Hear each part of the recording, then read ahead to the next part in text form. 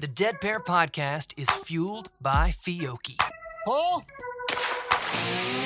Welcome to the Dead Pair Podcast, coming in hot with everything you want to hear about sporting clays. Guy Fieri. How are you, gentlemen? Thanks for having me. Anthony Mattereese Jr., how you doing tonight? I'm doing pretty well. Welcome back, David Radulovich. That's a net positive 30 minutes. Brad Kidd. Corey Cruz. Thank you for joining us this evening. Now I feel awkward. With your hosts, Jason One Rambo more Red Bull for you. and Sean Alley. Woo, yeah! Merry Christmas. Let's do it. Often imitated but never duplicated. It's the Dead Pair Podcast. And now, it's showtime. What's up, Large and in Charge? Yes, sir. We are back in the studio, ready to bring it to you. Holy cow. That was my WrestleMania voice Oh, intro. man. Somebody's been hitting the Red Bull again. Early. How you doing, Jay? Oh, I'm doing good, man. I cannot wait to get this cat on here. We have Ricky Marshall Jr. joining us tonight. Do you know who that is, Sean Alley? Well, I know he has something to do with trap, so before we get a lot of hate mail from you guys, just wait.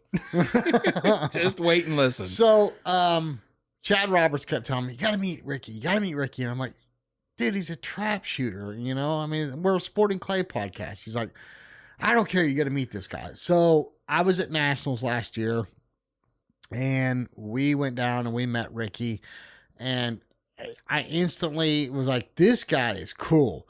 And we sat, we talked, we had a good time. And then I saw him again out on the course, and he was already done shooting and he was following a squad around, and we started talking again and just hit it off. But what a cool guy, because not only does he compete in trap, he competes in skeet, he competes in sporting clays. So, I mean, I think it's good to have him on. I mean, he competes in all disciplines. A well-rounded shooter. He's, you know, it's funny because you look at Derick Mein. You know, we think of Derick Mein as a sporting clay shooter, but he also competes in bunker, Right. trap, and skeet, Yep. and box birds, and all that stuff, right? Well, Ricky does the same thing, but his primary discipline is trap. Gotcha. So he's kind of like the Derick Mein of trap. But he also shoots sporting clay, so he's not all bad. right, exactly. Just kidding. No hate mail. No hate mail. You know, and it's funny because I can't wait to ask this guy some questions, because, you know, Sean, you and I have done some cross training. In fact, we even did it together a couple times. Yeah. Of shooting trap and skeet, and not just shooting traditional 16-yard trap. Like, we shot from, I think it was a 27-yard line. Yeah, the longer one. And Chad had a grid practice he wanted us to do on the trap. Yep, field. I remember that. I remember that distinctly. That was hard work too. And then we went to the skeet field, and he had a specific grid he wanted us to work on the skeet field. Yep. And I really found the benefit in cross training from those disciplines. But man, I just don't think I could stand on the 16-yard line and shoot 100 straight. No, it definitely takes, I think, a specific individual to be that focused for that long and to be that perfect. I mean, because I look at trap as a game of perfection. So yeah. you know, and I'm not perfect by any means. No. Nowhere Oh close. boy, I'm far from that. But no, it's interesting because a lot of trap guys have gone to sporting clays. A lot of sporting clay guys cross train with trap and skeet. So it's, you know, look, it's still a clay target, right? Yeah. How it flies and where it flies is how you define the sport, I guess. Yeah, and if you're not doing that, I mean, definitely broaden your horizons, because it can't hurt. You know what I mean? You're going to get some trap teals and stuff coming out on the sporting clays course. So do your work out there. Do your work out on the skeet field as well. Well, and I've been to a lot of clubs where a certain station is confined to what they can throw. Right. And sometimes it's just basically a trap shot. Yeah, and I hate to say it, but there's a lot more trap shooters out there than there are sporting clay shooters. Oh, yeah. A lot more. A lot more. But hey, listen, let's get Ricky on. Let's pick his brain on some things. I'm dying to talk to this guy. Cool. Do it. All right, I can't wait for everybody to hear this guy. On the phone with us, Ricky Marshall Jr. Welcome to the show, sir. Thanks, guys. How you doing? Ricky, we're doing great, man. Glad to have you on the show. I'm sure there's a few people out there scratching their head like, isn't he a trap guy? And here we are getting you on the Dead Pair about sporting clays. So I'm glad you made it, man. I'm glad to have you on here. So Yep. Thank you. Well, let's go right into it, man. So, I mean, like I said, everybody knows that we mainly focus on sporting clays, and we talk a little bit about FETASC and American Field Sporting. But obviously, you're a trap guy. So, what is it about trap that you love, and how did you get started? Well, yeah, I've been shooting trap since 1987, I guess. I started, hunting like most people in the Midwest, and my dad belonged to a hunt club that had an old style trap. So it was the Hancock machine. And so he told me, he says, if you can get that thing set and released for someone, I'll let you shoot. So that was probably about 86, I guess. I was probably 11 or 12. And I did that.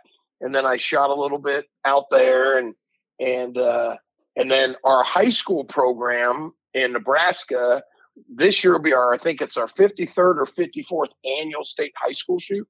So I got started in that, loved it. I liked it better than football, and I was actually okay at it. And then I actually took lessons from a gentleman by the name of Frank Hoppy, who ended up becoming my coach and mentor. And Frank passed away about 8 years ago. But I traveled the country with Frank as a young kid, and he was one of the world's best shooters, trap shooters. And his best friend was a gentleman by the name of Leo Harrison III, which is our all-time greatest trap shooter ever. And Leo's been passed away for about 8 years now, 9 years, I guess. But I was fortunate to travel around the country as a young 13, 14-year-old with two of the best shooters in the world in trap. And it was all, I had early success.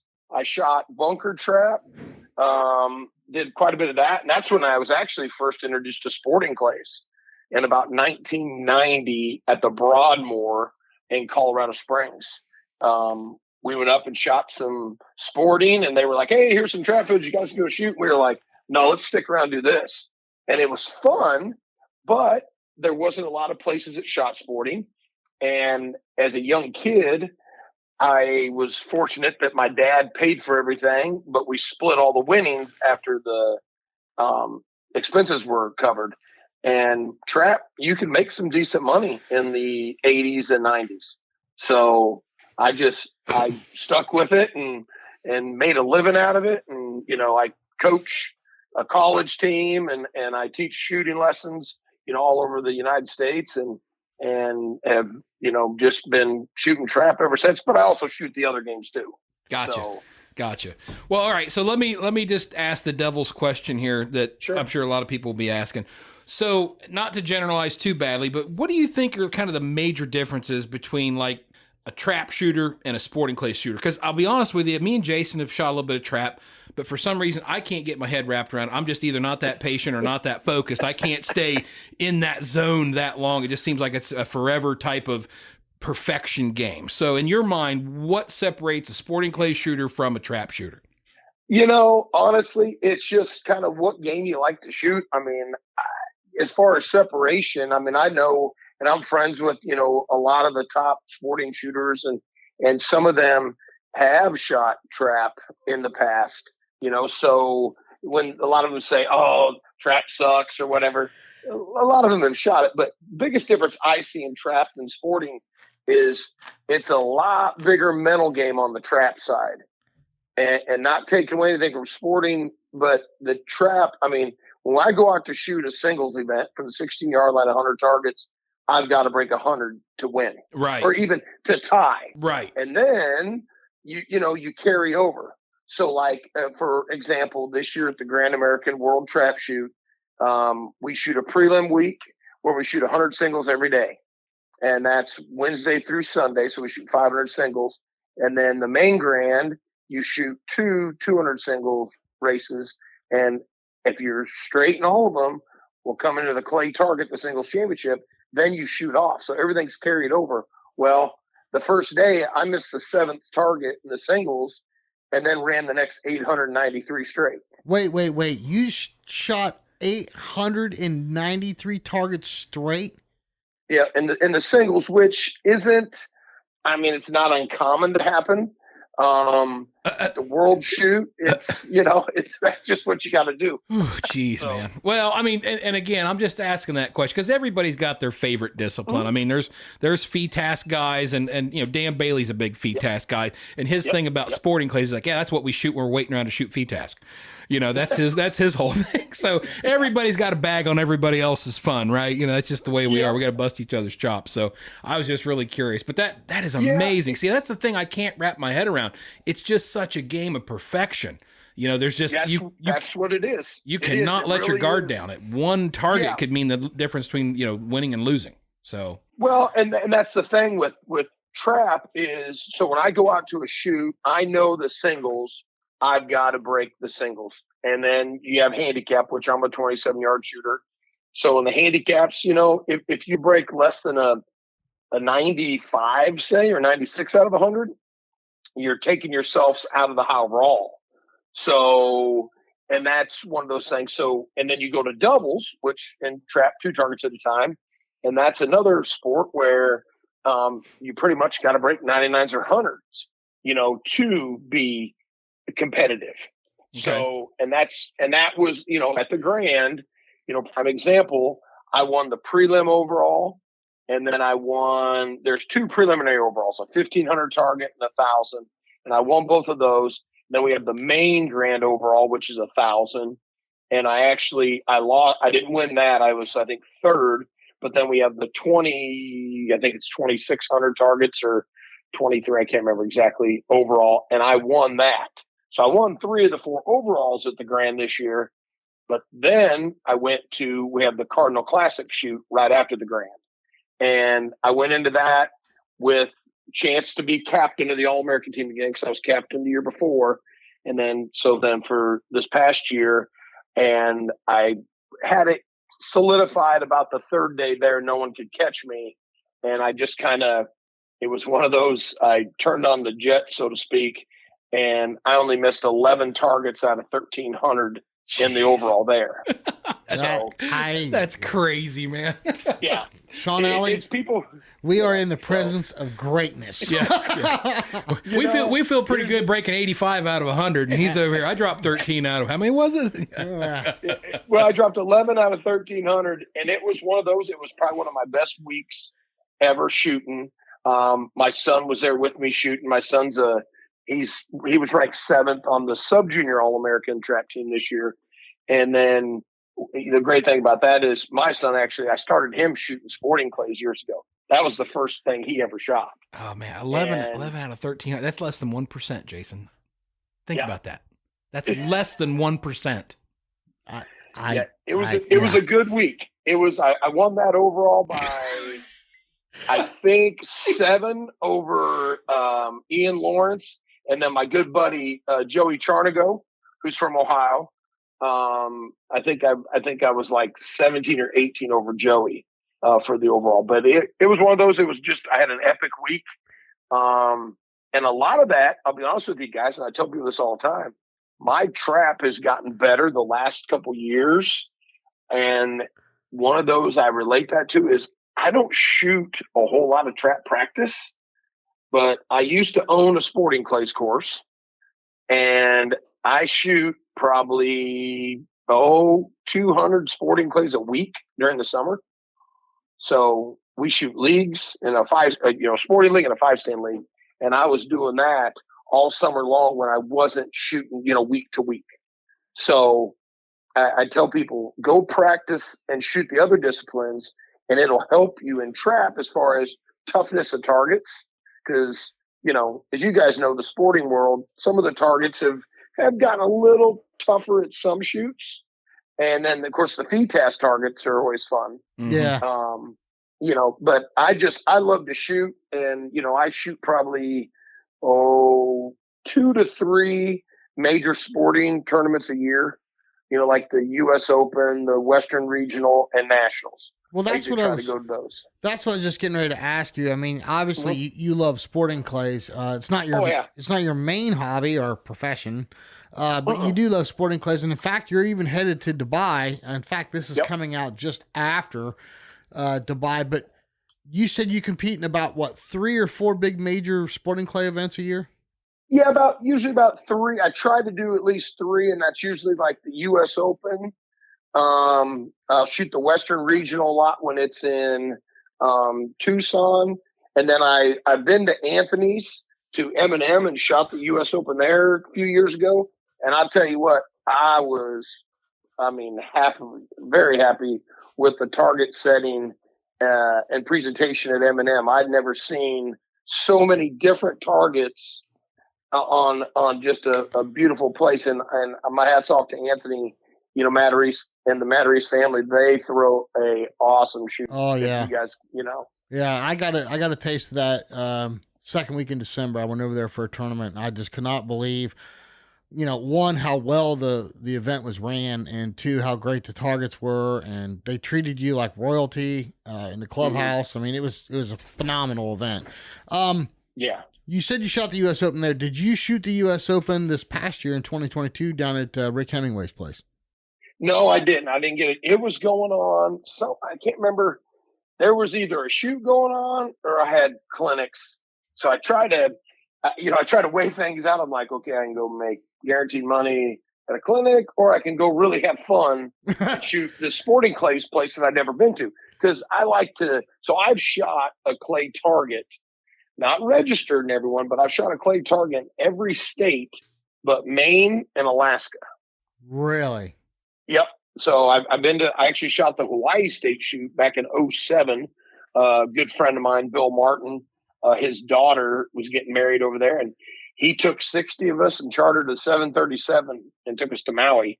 And the Hawaii State trap shoot happened to be going on. So we went and shot a. That sounds absolutely terrible, Ricky. I don't know how you did. I don't know how you handled that. They twisted my arm to go. Held a gun to your head, I'm sure. Yeah. All right. Yeah. So it's a lot of fun, but I like to go and try to experience new clubs, and that's where like the sporting. And I'm one of my sponsors is White Flyer, and as you guys know, Robert Crow. Oh yes. And Josh Taylor and all the Bill Daniels, Nick Arnold, and everybody from White Flyer, Tim Gunner that runs the factory in Knox and stuff, and all those guys. So I try to go to shoots like, hey, they're like, hey, this shoot's going on. Okay, so I'll try to go and just experience it. Now, am I going to compete? Yeah, but am I going to compete against the Anthony Matarese and Derick Mein, Give 'em Miles, Corey Cruz, those guys? They're at their top level, just like I am in trap. Right. So right. I'm trying to, I go and ask questions. That's what I always try to tell people is, hey, even the sporting guy, I'm like, go watch these guys shoot if you can. Yeah. You'll learn something. I mean, I remember when the PSCA, had come out and they had an event at Tucson Trap and Skeet, and they had an event for ATA shooters. Bill Martin put up $10,000. And said you had to be an ATA member to shoot in it. Well, all the sporting guys went and joined the ATA so they could go shoot that to get a chance. Yeah, which, hey, smart deal. But I got into it. I competed. I qualified. I got down to the top 8. And then it came down to me and Homer Hansen. Well, I'd never shot off any of that shoot-off stuff. So I go out to practice it. And Brad Kidd, he's like, hey, you want me to? I said, yeah. And he's like, this is what you want to do, Bo? I said, okay. So I did. Well, I ended up coming down to Homer, and I ended up winning.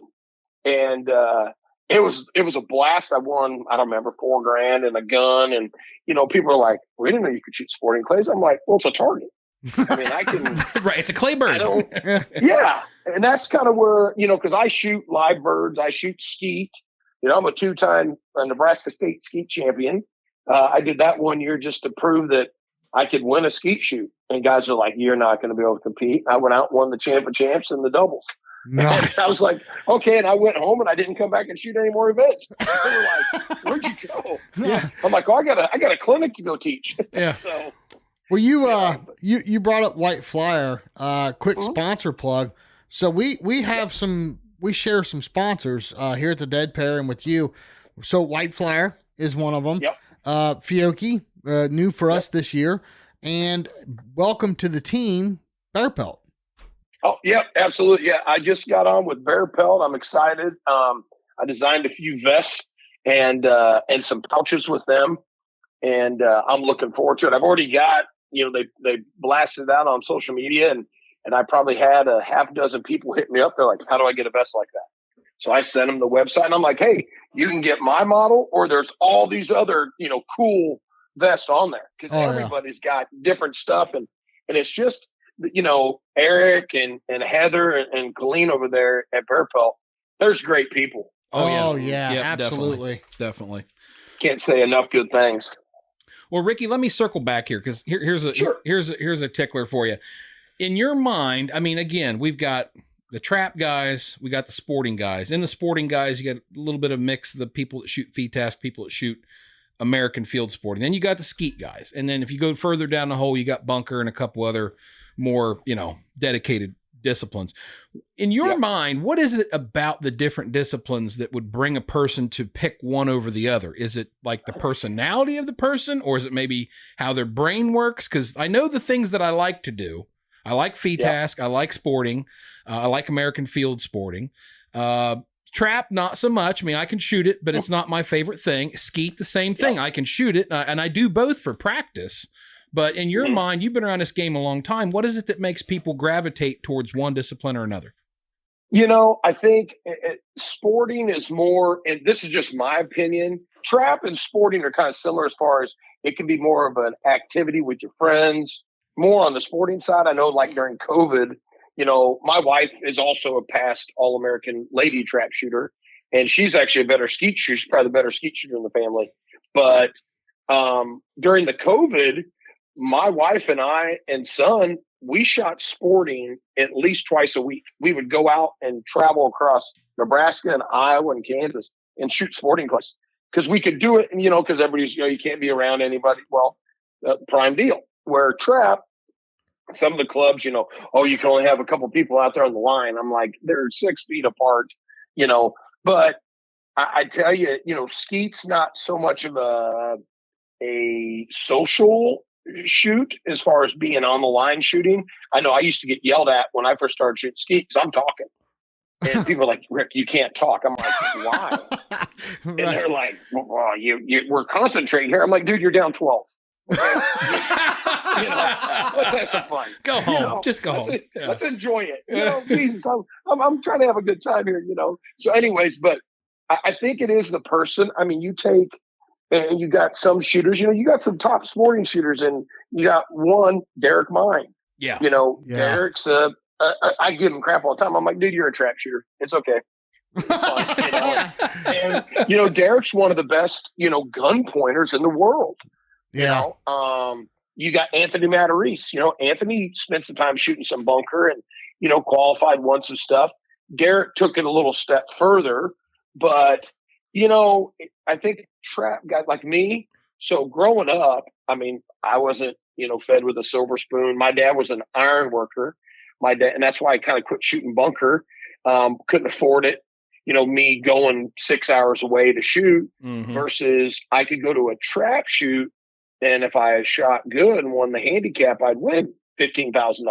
Well, it only cost $2,000 to enter. So now we're down to $13,000. Now we split it. We're at $6,500 a piece.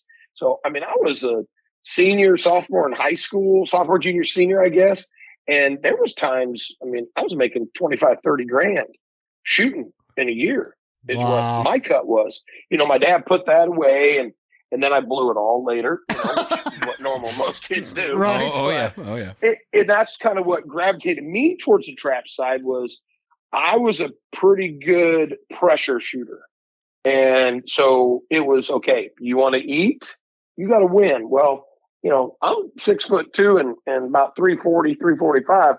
I eat pretty well. So, and that's kind of what my mentality was, is there was that carrot dangling at the end.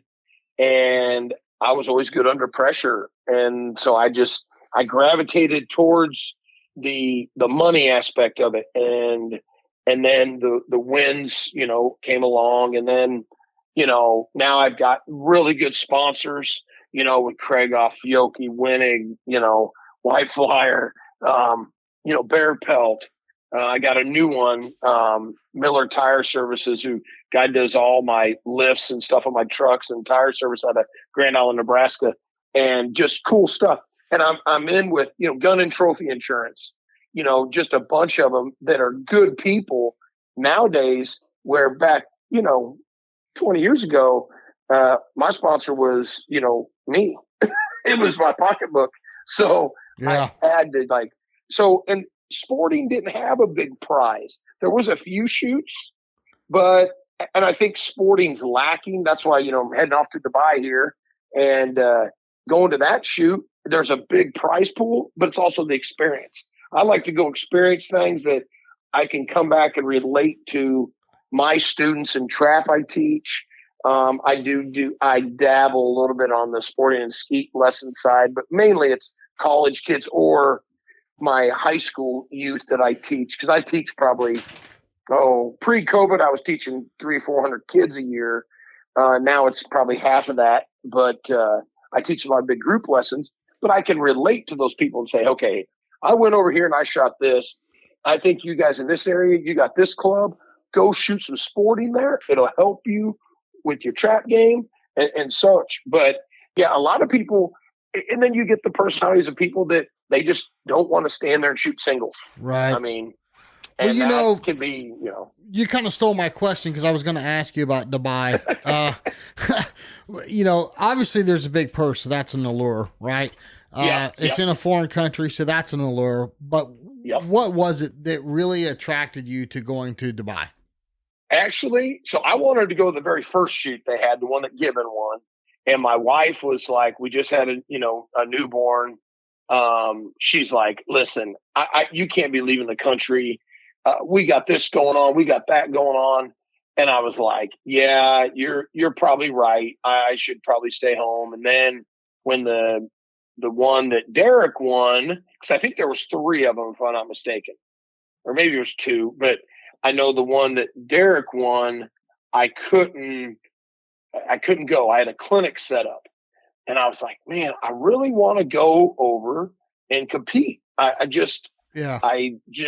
not to say, I did it, but just to kind of meet some of the people from other countries. I mean, I've got some good friends that are, one's from Australia, Dan Power, he's a trap shooter. And then Paul Chaplow, who's from England. Paul's the number 1 DTL shooter in the world. And these guys come over and shoot our game. So I'm like, I kind of want to do that. I have the ability to afford that and do it. And so I'm like, why not give it a shot? Yeah. What an experience, Exactly. And to be held there in Fujairah, it's a $300,000 prize pool. Then they're doing some side games. I think they're doing flash targets, that are worth like $500 a piece. And so my buddy, who I co-host Trap Talk from the Back Fence with, Zach Nanini, he's going. Now Zach was the top trap shooter for Lindenwood University in college.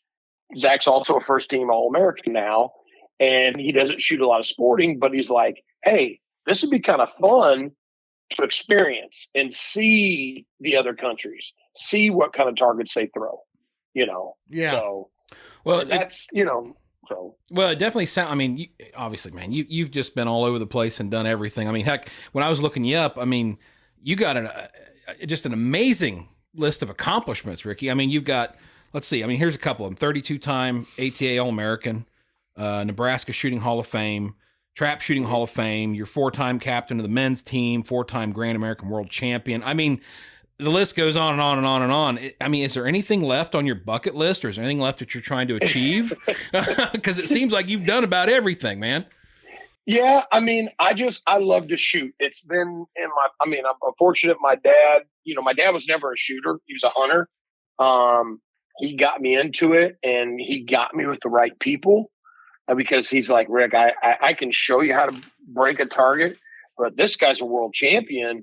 He can teach you everything about it. And, I was fortunate that Frank Hoppy, he took me and his family. I actually lived with him to my junior and senior year of high school, built his house. He had a 5,000 square foot log home and a 40 by 40 log garage that we hand did all the logs for that garage.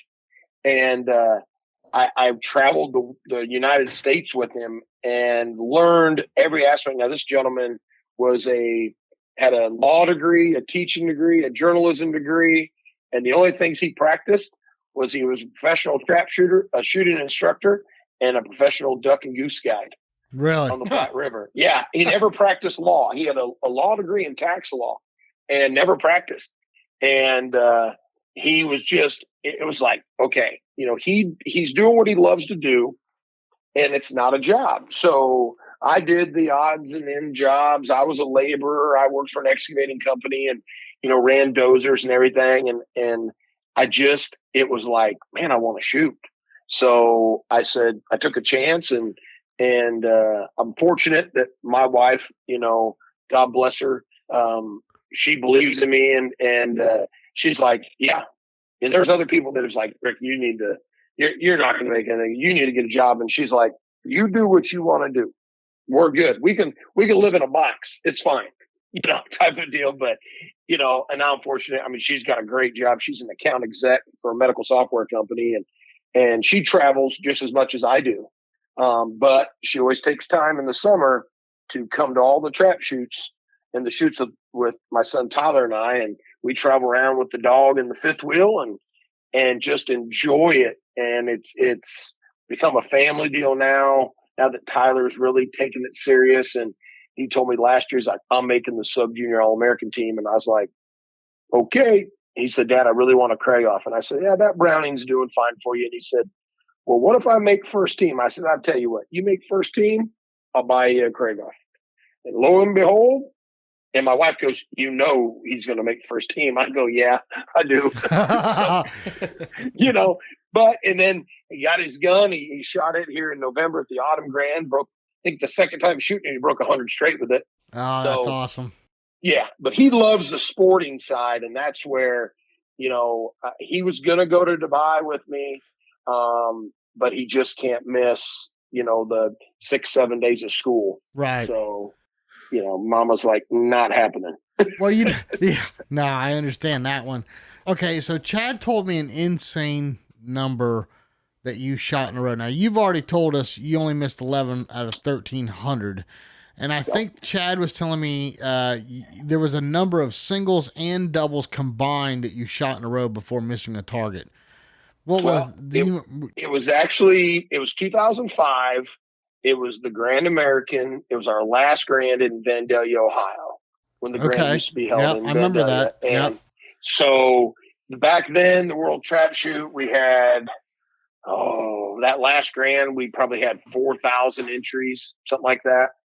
And maybe 5,000 even. I don't remember the exact number. But so I'd always had a goal to break 100 straight handicap from the 27 at the Grand. And I had never done that to that date. And so starting the main Grand week, it's 1,000 targets in the overall.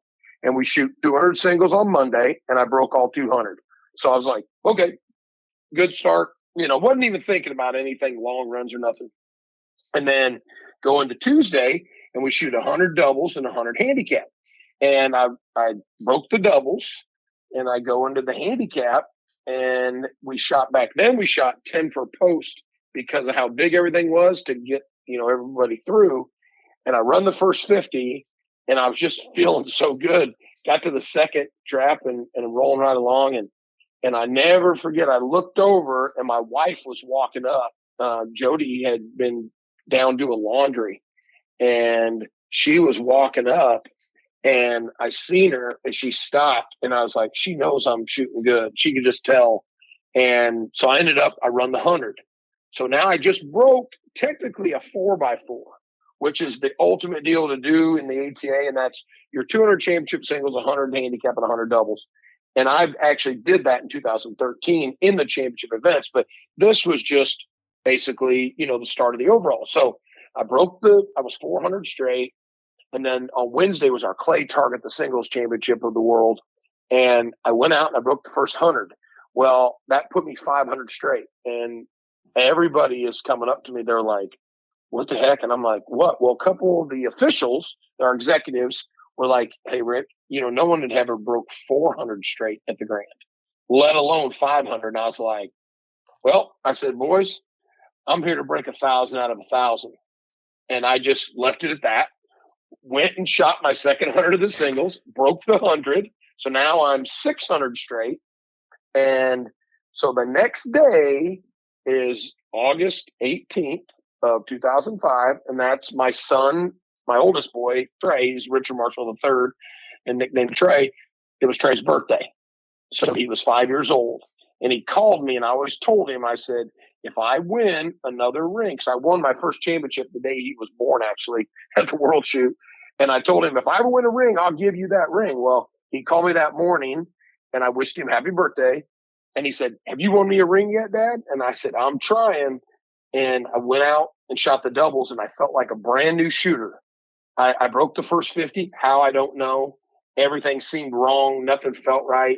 And I had a problem back then where my face would get tore open from a stock that didn't fit me from a factory stock. But I shot it well. So I just suffered through. Well, anyways, it tore open. I put some Neosporin on it, broke the back 50, ran the 100. So I was 700 straight, went over to a doctor friend of mine, and I said, I need some cortisone. And he said, cortisone? And I showed him my face. He's like, ooh. I go, Doc, I need a shot. And he's like, Rick, if you do that, you're going to tear it all the way through, and you might not ever shoot again. And I said, well, I got 300 targets left to break 1,000, 200 handicap, or 300 handicap. And I said, I've been shooting good. I'm not worried about my face. And he's like, and Leo Harrison III came over, and he said, he had the record at the time, 991 out of 1,000. He said, if anybody will break my record, it'd be you. He said, don't do this and ruin your shooting career. And I was pissed at first, and then I understood, but went out in the handicap, missed first target out. So I run 700 straight. To this date, no one has ever run 400 again, starting the overall. So that was a crazy record then. But like I always say, I broke 700 straight. It's a record, but I didn't get paid for that record. So I'm always like, there ain't no paycheck. It is what it is. Still unbelievable, though. Yeah, I'm just sitting here in awe. I mean, you can ask Sean. I was sitting here shaking my head the whole time you were telling us this. So, okay, listen, you are kind of like the Derick Mein of trap that Derick is of sporting, because you both compete in everything from trap, skeet, sporting.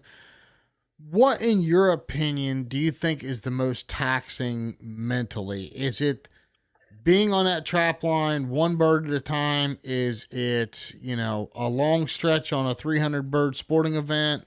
What do you think is the most taxing mentally?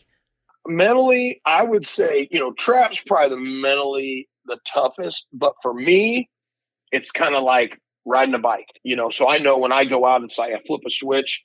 I my game's on, blah, blah, blah. Okay, I come back, I'm off selling guns, because I sell guns for game masters. And so I'm doing that at a shoot, teaching. I'm down at the practice trap helping, then I go shoot. But I will say, I've shot a lot of sporting, and I shot a lot of skeet. And, I mean, they're all a little different per discipline. Skeet is, where every target's going, and it's repetition, but doing everything correct. And a lot of gun movement. Right. The sporting side, I think, honestly, the going from station to station, it's probably the toughest as far as shooting wise, but mentally, honestly, 27-yard handicap targets is kind of like 410 skeet, and it would kind of be like FETAS sporting at the U.S. Open. Okay. All right. Yeah. That's how I would say those three. And you can't, I know a lot of the top, like I said, a lot of the top sporting guys, and just watching their routines, watching a Wendell Cherry shoot, watching Anthony, go through and Derick. You can see now when those guys come over, and I know like Derick comes over, shoots trap. So is Anthony, it's a little different, and they're like, oh, it's easier. Okay. But some will say that, but then you got to look at, like, my standpoint is, okay, I go to a shoot, I got to break all 200 in the singles championship, and then another 300 in the shoot off to win, Right. So but yeah, they're all kind of different in their own way, but toughness wise, like I said, 27-yard handicap, the 410 in skeet, and the FETAS at like the U.S. Open.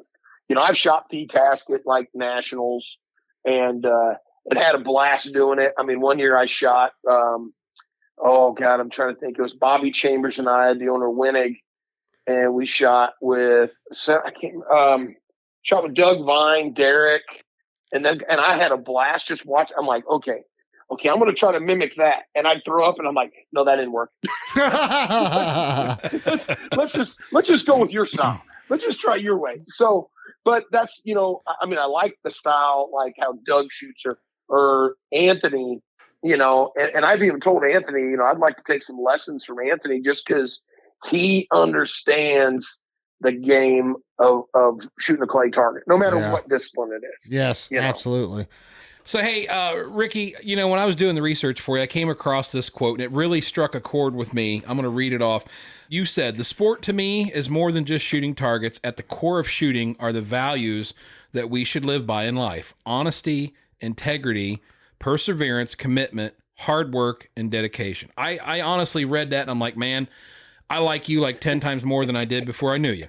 And just from that quote, man, that's an awesome quote. And, I mean, tell us a little bit more about why you feel that way. And do you believe shooters in general have a different belief set or core values than people that don't shoot?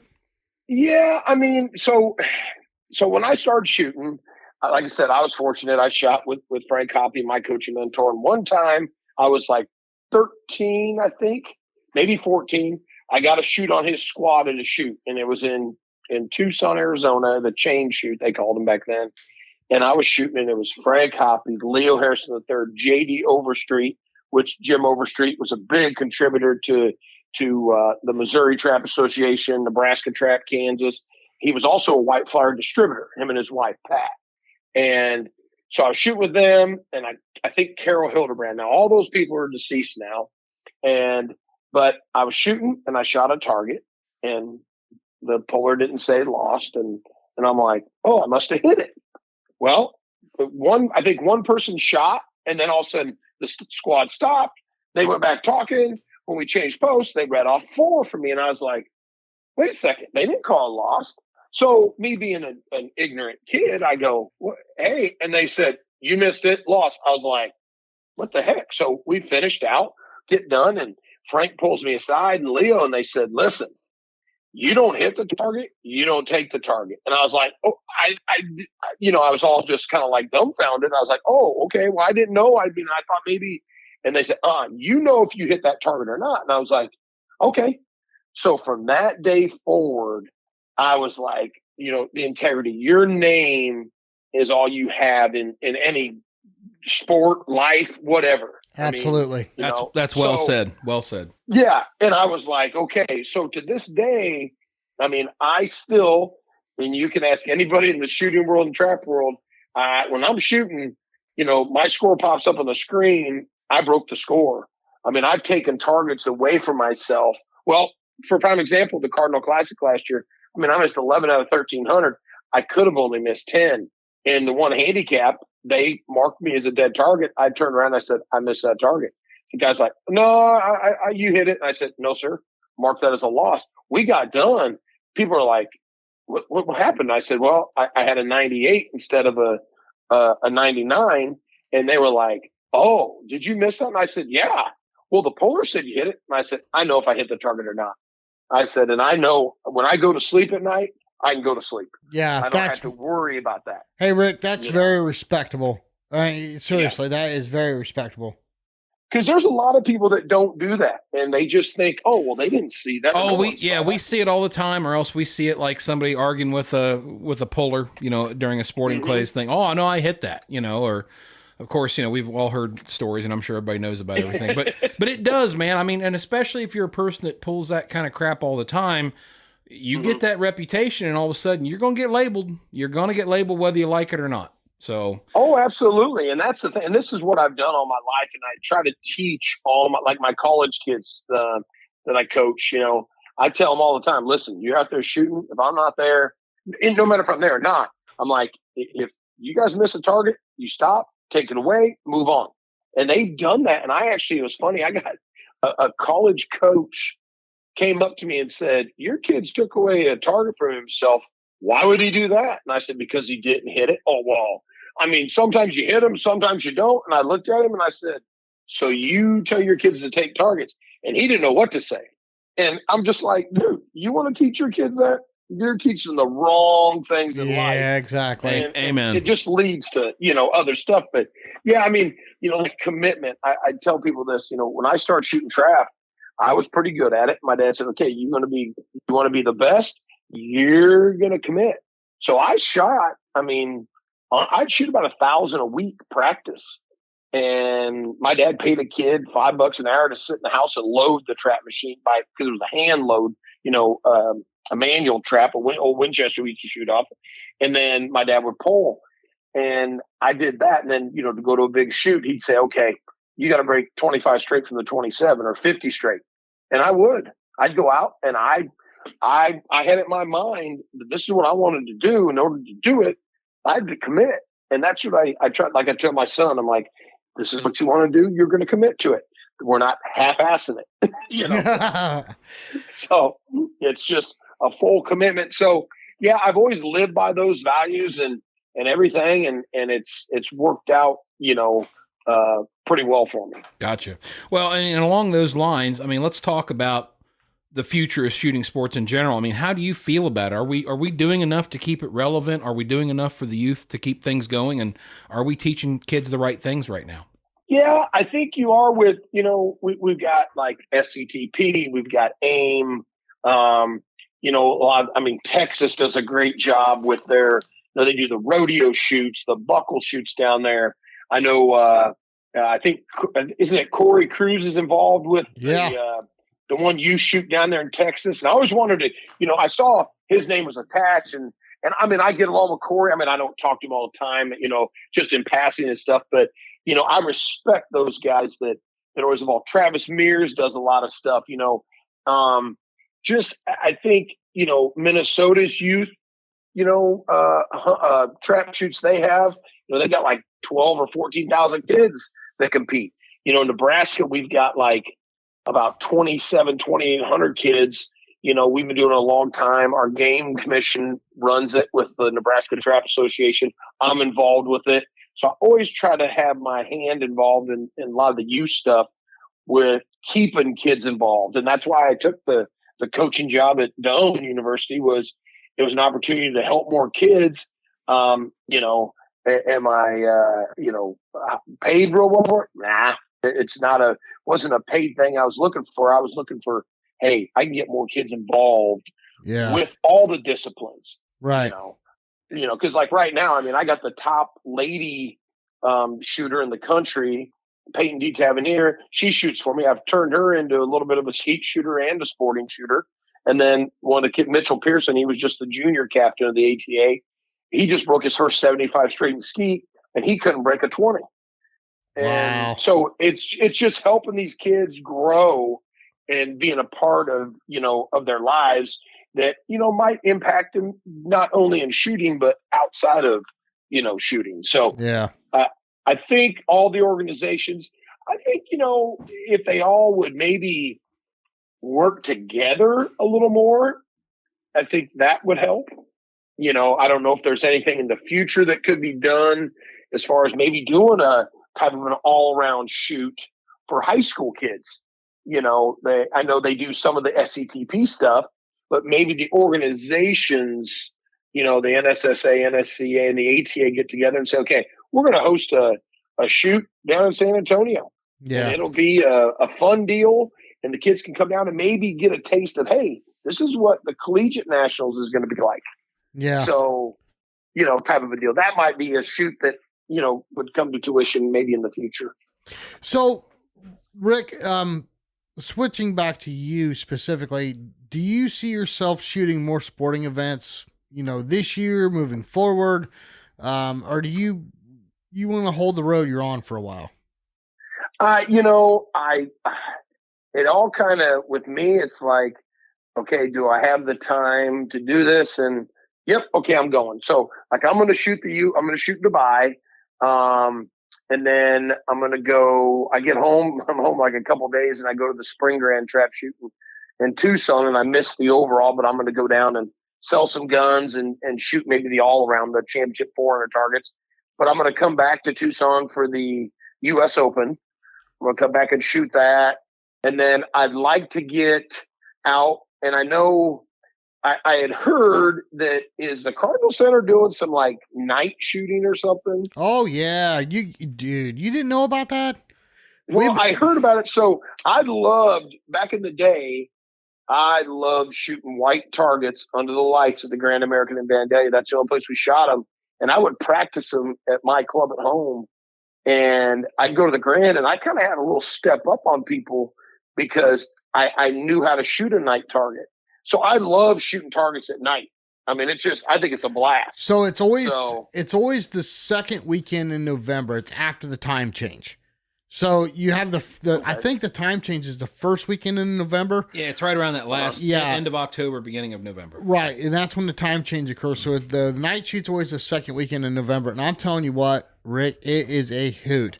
Now, is it? I hope you're ready for some cold weather. Now I say that we've shot in horizontal snow, okay, and like 20-degree weather, and we've shot in our t-shirts. So it just depends on what Ohio gives us. But that's a shoot. I tell you what, if you're coming, you need to squad with Sean and I. We have a hoot. It's a great time. Oh, absolutely. Yeah, I want to come there, and then I want to get back and shoot at M&M, of course. And then I've heard great things about the Jack Link shoot, down at Quail Creek. I really want to get down there and shoot. Mm-hmm. Beautiful club, beautiful shoot. It's awesome. Yeah. So I want to, experience some of them deals. And I was looking at going to Jack Link's, but it's right during our spring Grand. And it's one of those, I've got some clients and good friends that are going to be in Tucson that want to purchase some new K80s from me. And so I was like, you know what, I better get down there and take care of business so I can afford to, continue to travel where I want to. Right. Well, with you coming over to Cardinal Center, you're not very far from our studio. So you got to come sit in studio with us sometime. We'll do another episode with you because I'm telling you, Sean and I could talk to you for hours on end. Yeah. Yeah. But hey, listen, to wrap this one up, I know you've listened to the show and you know all about our rapid fire questions. This is going to be a little tricky for you because you shoot all different disciplines. So you're going to have to pick one of each one of these. So for example, let's start with the gun. You're going to have to pick what your go-to is. Which gun do you shoot? I shoot the Krieghoff Trap Special Combo 3430, and I actually got the 30-inch over and under prototype barrels that they first made. And that's probably my go-to, that I could shoot at all disciplines, but I have separate guns that I do shoot at all disciplines, right? All Krieghoffs, but that's what I was. Different barrels. Yep. Okay, so is that a fixed choke barrel? They're choke tubed. All my guns are choke tubed. In fact, I shoot the factory chokes, and then I've got some Brileys, I've got some Teague chokes, I've got about every choke made. Okay. I fiddle with at times, but well, let's back up on the barrels. Are they ported? Nope. Everything's factory barrels. Okay, and you got several branded chokes. Do you have a go-to constriction? Now, this is a little tricky because you shoot so many different disciplines. So let's start with this. What's your go-to constriction for trap? Full 35 thousandths. Full 35. What's your go-to for sporting? Sporting, I'm probably a light mod. Okay. What about skeet? Skeet. Okay. And then, so the next question here is ammo. We know you shoot some Fiocchi, right? So, what's your favorite recipe? And we'll start with trap. Trap, the White Rhino. Okay. 1257 and a halves. 1257 and a halves. And for sporting? The Little Rhino. 1250? 7 and a halves. 7 and a halves. Okay. And what about skeet? I shoot the Shooting Dynamic 1165 eighths, and I shoot those trap singles too. Yeah. Okay. Cool. Yep. Glasses. I shoot with Post 4 frames. That Post 4 is no longer in business. The owner, Mike Reiner, passed away, but I still use his frames. And then L&M Lenses does all my lenses for me because I wear prescription. Okay. All right. Vest. We know you're now in a bear pelt vest. Congratulations on that one. Ear protection. I just use the 3M yellow foam earplugs. Okay. I've used them for years and just have always stuck with them. when we get off the phone here, I'm going to get you in touch with Dr. Grace. We're going to change that. All right. So, and then we do another thing too. It's what's in your bag. Now, this is something odd you carry in your bag. It could be a lucky rabbit's foot, or for example, myself, I carry, and I got this from Brad Kidd, I carry a rosin bag and it works wonderful. I love it. What's something odd that you carry in your bag? I carry Prince grip tacky stuff in my bag because I shoot the stocks that Winnig makes me. I don't have any checkering on my trap stocks. Really? Okay. None on the stock or the forend on my trap gun. On my sporting gun, I don't have any on the stock, but I do have on the forend. And my Skeet gun's the same way. And my live bird gun's the same way too. Just no stocks are checkered, and the forend on my trap isn't. So I use that for grip, but I just I've done that for the last 15 years. And then Prince went out of business for a short time, so I had to use some other different stuff, but now they're back into business. So I'm back with using the Prince stuff. But yeah, that's probably I always keep a bottle opener in my bag, so you never know. You never know when that's going to come in handy. Yeah. Yep. Well, Ricky, I mean, it has been an absolute pleasure to have you on with us and talk about this. I know this is a little bit of a departure from the shooting guests we usually have on, but dude, it's been awesome to listen to talk to you about your experience, your beliefs, and everything that you've gone through and all your accomplishments. I mean, I'm like Jason said, we could probably sit and talk to you for hours, but I mean, is there anything we're missing? Anybody you want to thank, like maybe some sponsors or something? Yeah, I mean, absolutely. I'd love to thank, my first and foremost, my wife and both my kids for allowing me to do this, the whole time they've been alive, of course. And then Dieter and Betty Craigoff with Craigoff, and Alex Deal and Jackie Craigoff. If without them, I wouldn't be able to shoot the best gun in the world, in my opinion. And then, Fiocchi Ammunition, Holly Hammond, Christian over there at Fiocchi. I mean, they take care of me, and Winning Custom Gun Stocks, Bobby Chambers and Luke Chambers. They make an awesome stock, and White Flyer, everybody at White Flyer, they're such good people, as you guys know. Oh yeah. Yeah. They treat me good, and Gun and Trophy Insurance, Game Masters.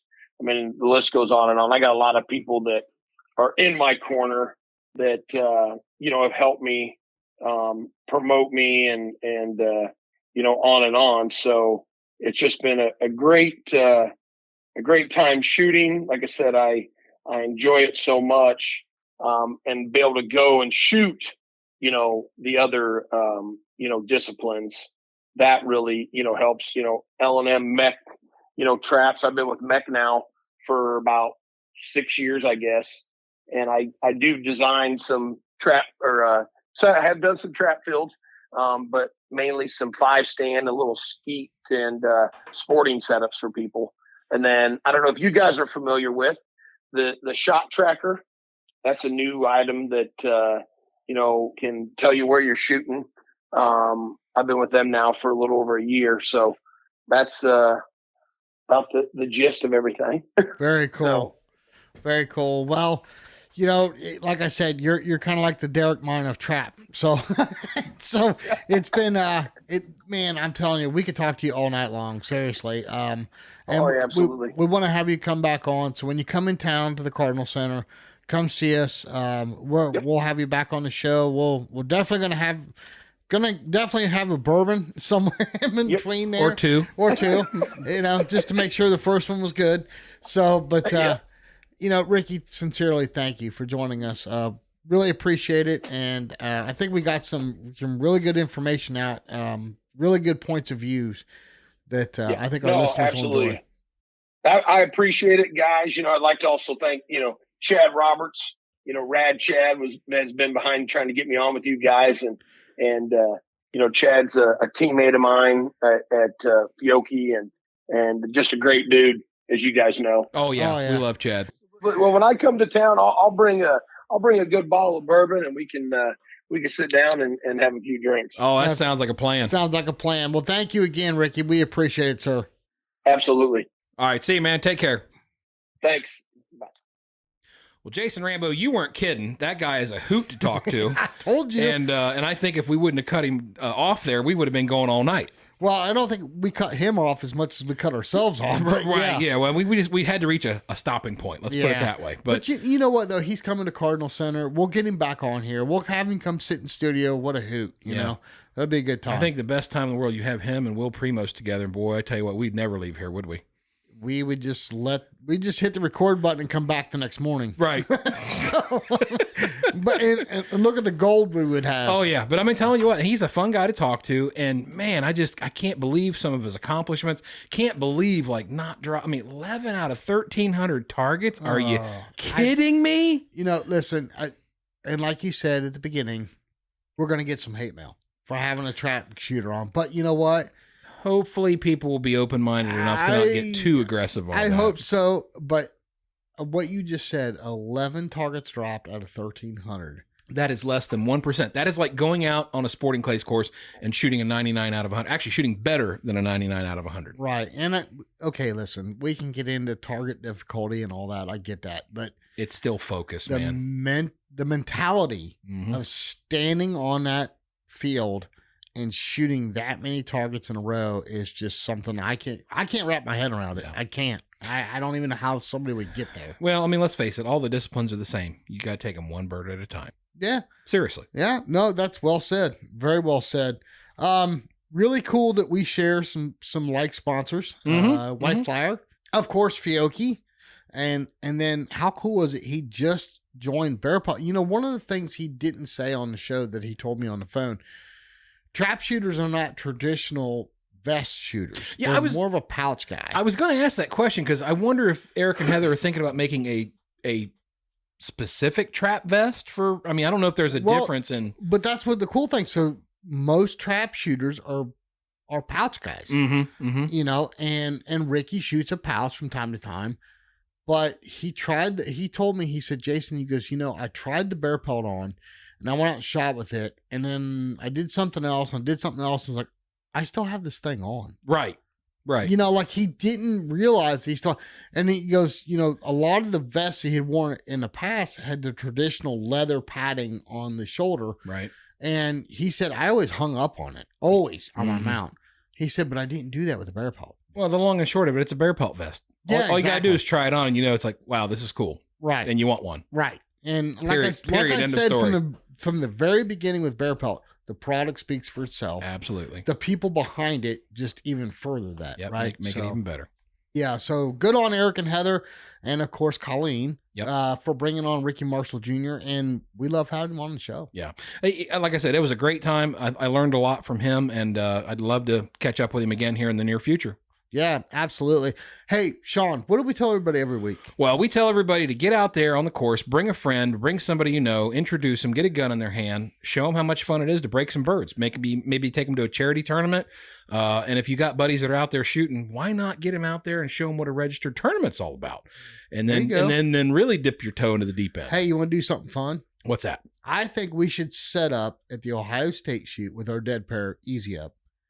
And I know for a fact that Don Grant and Joe Skull and Chad Roberts, Clint Hinton, Christian Crawford, I know those guys are going to be there. Oh, yeah? So let's get them to come hang out. Thinking like a little social type of deal? I'm thinking a little social, you know. That'd be fun. Maybe when the shooting's all done and the guns are put up, we all have a cold beverage, beverage. I'm sure Jake Spangler could find a little spot for us to do that. I think so.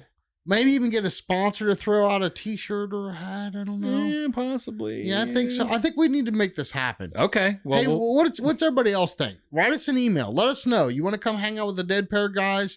Maybe listen to maybe get to interact with some of the pros that we've had on the show. Yeah, wouldn't that be cool? Yeah, I think we need to make that happen. Let's do it, man. August 3rd through the 6th at the Ohio State shoot. That sounds like fun. Yeah, like Friday, Saturday night. There you go. I think we can make this happen. There you go. I like the way you're thinking, Jason Rambo. Look, I got a lot of good ideas. Trouble is, most of them suck. So, but hey, Sean Alley, until next week. We can't wait to see you all back here on the Dead Pair Podcast. We'll see you next time on the Dead Pair Podcast. The Dead Pair. The Dead Pair Podcast is fueled by Fiocchi USA, The Dead Pair theme song was written, arranged, and produced by Toby Tomplay. Special thanks to the following sponsors: Bear Pelt, Negrini, Rhino, Otopro, Dawn Grant, Atlas Trap Company, RE Ranger, Woolly Shooting, and White Flyer Targets.